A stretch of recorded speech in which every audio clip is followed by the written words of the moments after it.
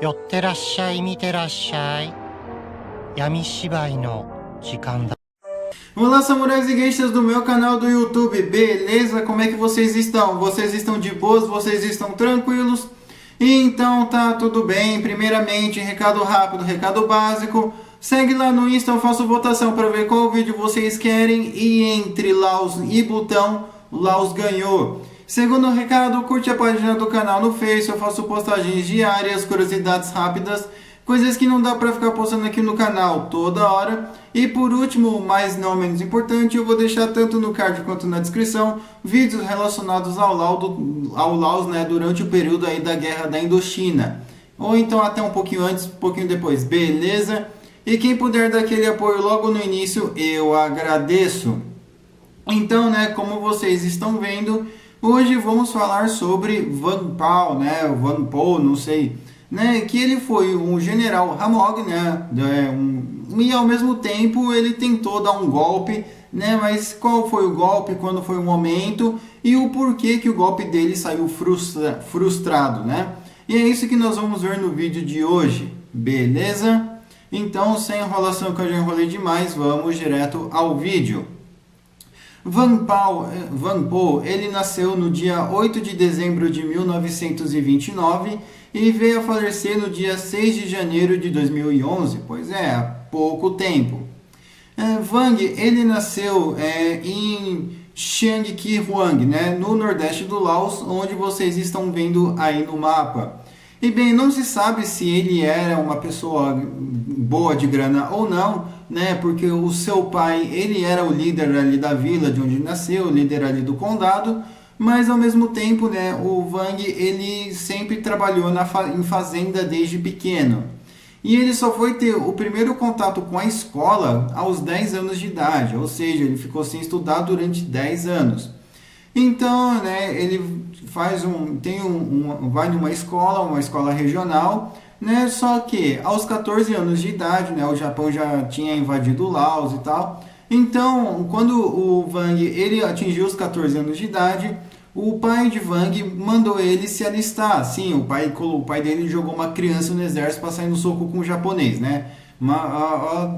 Enfim, né? Prefiro nem comentar nada. Então, né?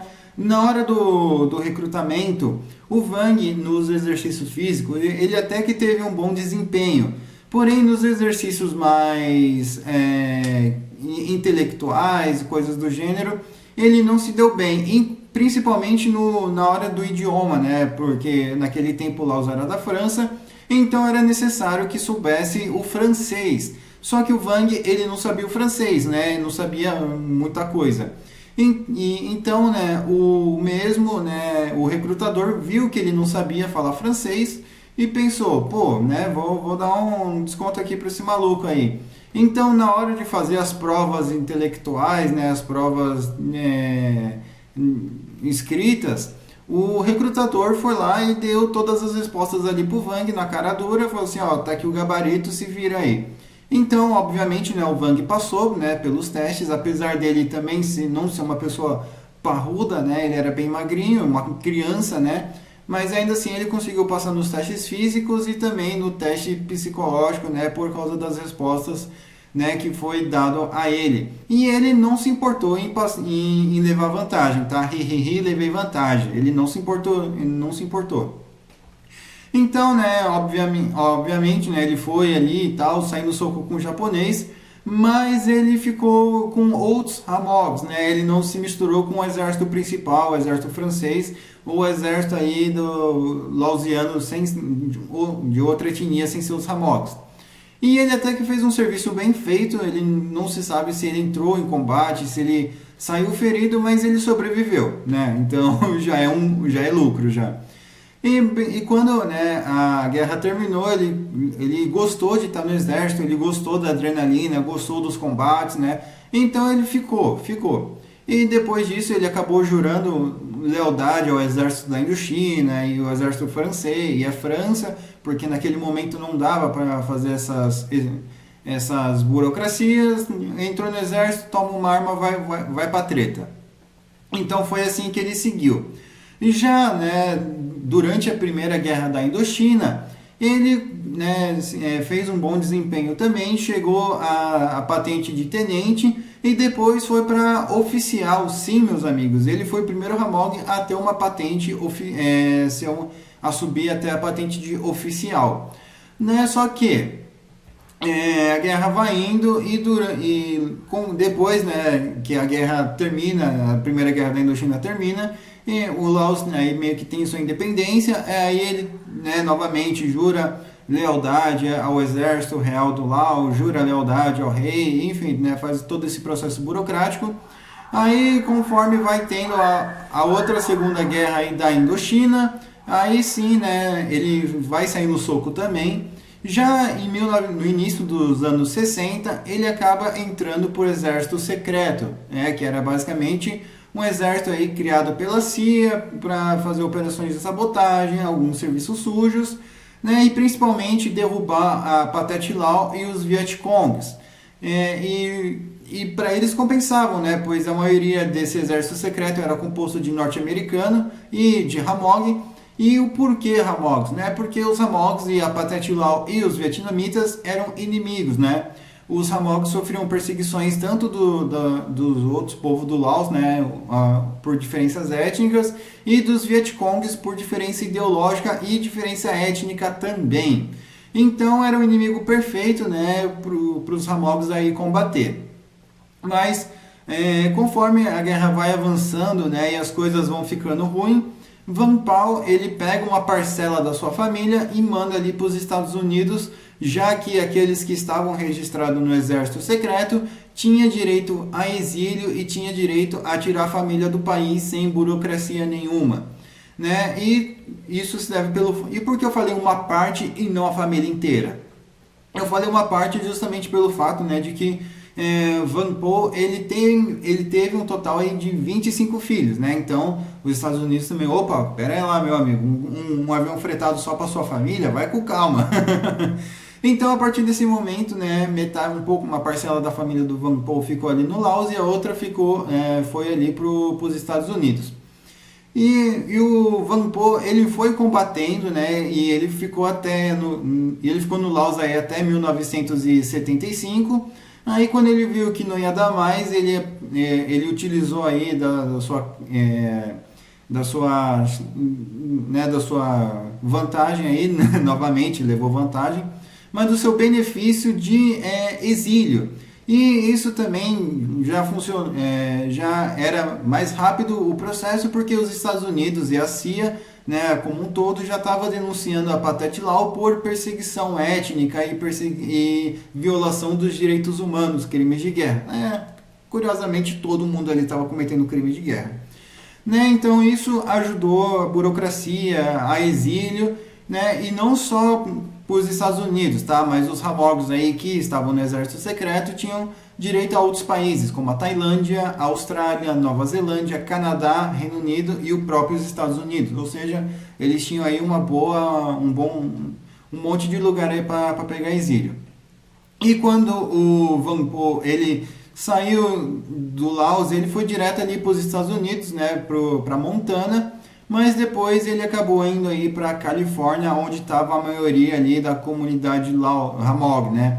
Inclusive, antes, né, da guerra começar, já existia alguns Ramogs ali nos Estados Unidos, né, ali na Califórnia, então, beleza, era para lá mesmo que ele tinha que ir.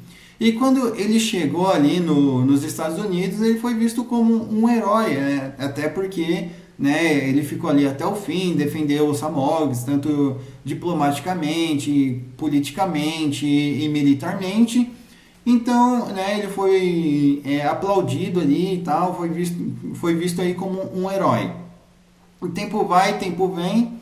Em 1981, né, o Vanpao e outros membros ali do exército secreto e o príncipe do Laos também, eles acabam criando aí a Frente de Libertação do Laos, ou então a Frente Unida de Libertação do Laos, tem vários nomes, várias interpretações, mas o final é o mesmo, né? E essa organização era uma organização política, militar e não governamental, ou seja, era 3 em 1, era uma organização política, mas ao mesmo tempo era um braço armado ali, uma espécie de uma milícia, e ao mesmo tempo também era uma ONG, né? Justamente porque eles faziam 3 trabalhos, né? Eles estavam se armando, eles estavam fazendo o trabalho político de denunciar a Pathet Lao, de tentar ganhar derrubar a Pathet Lao na base da democracia, da burocracia, né, diplomacia. Então era denúncia, isso e aquilo. O braço armado não preciso de explicação, né?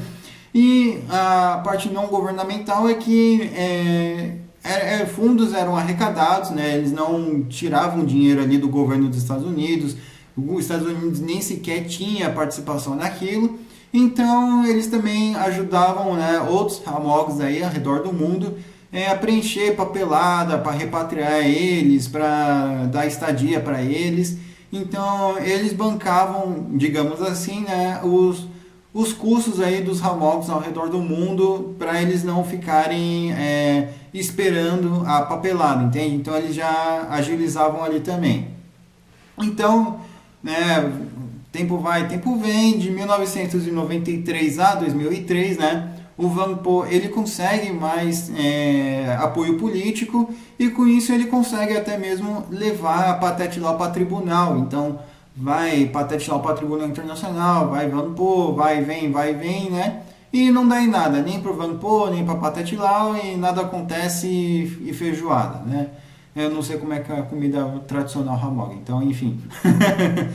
Mas, né, beleza. Já em 2004, os Estados Unidos começa a tentar restabelecer as relações aí com Laos, com a Pathet Lao, né, com o governo comunista, para ter relações aí com outros países, deixar a briga de lado. E o Van Po, ele vai na mesma, ele vai na ideia, né? Justamente pelo fato, né, de que ele estava ali, era a brecha que o sistema queria, e ele queria levar vantagem. Então ele começou a entrar em contato, né, com seus filhos, e até então não tem nenhum problema, né? Afinal, um pai restabelecendo o contato com seus filhos, né? E os filhos dele não eram perseguidos porque eles não eram 100% Hamog. Então dava ali para ter um jogo de cintura, esconder a etnia, esconder os costumes. Então ok, né? Dava ali para ter um jogo de cintura. Mas o porquê que o Van Po estava falando com os filhos dele? Ah, porque ele era um bom pai? Talvez. Mas ele tinha um outro interesse por trás, que era espionar o Laos, né? Já que ele não tinha sistemas modernos, e antigamente também, né? Nossa, antigamente, 2004, antigamente. Mas enfim, né? Eles não tinham sistemas modernos aí de espionagem, coisas do tipo, drone, Google Earth, enfim. Então era mais difícil aí de espionar. Porém, né, ele passou a usar os filhos como agentes, né, de espionagem. Ou vai até tal lugar, me conta isso, me conta aquilo, me liga ali e tal. Aí essas ligações começaram a ficar constantes, e o governo dos Estados Unidos começou a suspeitar e grampear o telefone dele, né, para saber o que o maluco estava planejando. E com isso, né, os filhos dele estavam passando contato com gente ali da Tailândia, gente do Camboja. Então o negócio já estava começando a criar uma rede ali de inteligência, né? O próprio Van Po ali criou sua própria rede de inteligência com a penca de filho que ele tinha. Genial, mano, genial. Né? Então as coisas começavam a ficar estranhas, né? Porque aí a conta bancária do Van Po começou a ganhar dinheiro daqui, dali, mandar dinheiro para lá, para cá. Aí os Estados Unidos falaram, mano, vamos investigar esse cara aí, que tá acontecendo alguma coisa aí. Então, né, após alguns anos de investigação, no dia 4 de junho de 2007, o Van Po ele tem uma prisão aí temporária, né, justamente por conspirar para tentar dar um golpe de Estado para derrubar a Pathet Lao, né, de um modo armado. E não só ele, mas outras 9 pessoas, incluindo um americano, também acabaram indo preso e tiveram aí a sua prisão preventiva. Então, a partir desse momento, né, 250 membros do FBI, né, foram investigar essas 9 pessoas, incluindo o Van Po, né, e eles acharam ali que eles já tinham uma operação que já estava ali, ó, já estava rodando já, né, que essa operação era tipo para transportar as armas para a Tailândia, para os tailandeses levarem para os Hamogs que estavam ali na fronteira, e para esses Ramogs transferir para outros Ramogs dentro do Laos ali, para eles fazerem um ataque em conjunto e tentar tirar ali a Pathet Lao do poder. Inclusive eu já fiz um vídeo sobre isso, a insurgência Ramog no Laos, a insurgência monarquista, enfim. E então, né, e tipo assim, não é que eles pretendiam fazer, não, eles já estavam mandando. Tanto é que onde o Van Paul estava escondendo, né, as coisas, eles encontraram um monte de AK-47, granadas de fumaça, granada de fragmentação, míssil, bazuca, aquele míssil Stinger, né, que vocês estão vendo aí, antitanque, mina, ou seja, o cara tinha conseguido aí uma vasta quantidade de armas, né? E ele conseguiu essa vasta quantidade de armas por causa ali do americano que estava com eles, né? Que também era um ex-veterano ali do exército secreto, da guerra do Vietnã. Então, esse cara aí, por ser americano, tinha contatos e ninguém ia suspeitar dele. Quem vai suspeitar de um americano pedindo arma? Ninguém, né? Agora, de um asiático, o negócio já... Ainda mais de um país recém-comunista, o negócio fica feio, né? Então, né... foi juntando essa prova e no dia 15 de junho ainda de 2007, né, não muito tempo depois, foi decretada aí a sentença do Van Po, né, que pegou aí uns belos anos de cadeia. Mas ele também tinha muitos contatos e muito dinheiro e também muitas pessoas, né, e os Ramogs ali dos Estados Unidos estavam protestando em frente às delegacias, estavam fazendo barulho ali e tal, mas, né, quem tirou ele mesmo da cadeia foi uma fiança que foi paga um mês depois, né, no dia 15 de julho, no dia 17 de julho de 2007, né, nem tanto tempo assim, né, e qual era o preço dessa fiança que pagaram para liberar ele? 1,5 milhão de dólares. Pois é um negócio, preço salgado, né? Quem teria esse dinheiro? Meia dúzia de Ramog refugiado? Não, né? Uns advogados? Talvez, mas eu acredito que não. Então, né? Quem será que deu esse dinheiro para tirar o Van Paul dali, né? O FBI? A CIA? O governo americano? Não sei. Eu prefiro não falar nada para não ser zerado aqui. Ou então foram eles? Não, eu duvido muito que foram eles, mas enfim. Então, né, a partir desse momento ele já sai aí da prisão, né? Mas ainda assim ele continua com o nome sujo e a ficha riscada, né? A ficha já suja, né? Como um ex-presidiário. Mas beleza, até que no dia 9 de setembro de 2009, os advogados aí do Van Paul, né? Eles abrem eles protestam ali contra o governo americano, eles abrem uma ação contra o governo americano, né, para tirar as acusações, né, e limpar o nome e a ficha do Van Paul. E curiosamente, né, não muito tempo depois, né, já no dia 15 ainda do mesmo mês e do mesmo ano, né, de 2009, as acusações, o nome e a ficha do Van Paul ficam limpas, né? Um processo tanto quanto rápido. Tem coisa aí, né? Mas a questão é que, ok, a partir desse momento, né, o Van Paul ele dá uma entrevista aqui ou ali e depois ele meio que fica sumido, né? Ele fica na boa, fica na dele, aí ele vai envelhecendo, adoecendo, ele pega diabetes, né, ele vai começando a ter problemas cardíacos, ele inclusive chega até mesmo ter uma parada cardíaca, mas ele não chega a falecer. Então, né, ele basicamente, né, já está envelhecendo, até que no dia 6 de janeiro de 2011, né, ele vai no hospital, pneumonia pesada, né, diabetes e tal, complicação cardíaca, foi de base. E foi basicamente no mesmo dia, né, que ele foi levado ali para o hospital. Então, não é que ele foi para o hospital e ficou um tempo. Não, ele foi para o hospital, foi morto, né? Não é que foi morto, faleceu, né, justamente pelo fato, né, de que a família estava presente, a família dele levou ele lá para o hospital. Então, né, não foi algo, como eu posso dizer, não foi algo suspeito, né? Até porque morreu na mão da família, mas dentro do hospital, né, que era o Clovis Community Medical Center, né, que fica em Clovis, na Califórnia. E quando ele faleceu, eles deram a opção, né, de enterrar e tal, mas a família dele preferiu um funeral tradicional Ramog. E na hora, né, as pessoas ficaram sabendo, né, os Ramogs aí da Califórnia ficaram sabendo, e quando chegaram no funeral dele, estava em média 10 mil Ramogs ali já esperando o corpo dele. E quando eles, né, fez a transição, fez o funeral tradicional deles ali, né, chegou ali mais 30 mil, totalizando ali 40 mil Ramogs ali para ficar do lado dele nos seus últimos momentos, né. E bem, a partir desse momento aí, ok, né, ele enterrou, faleceu e acabou o vídeo. Beleza?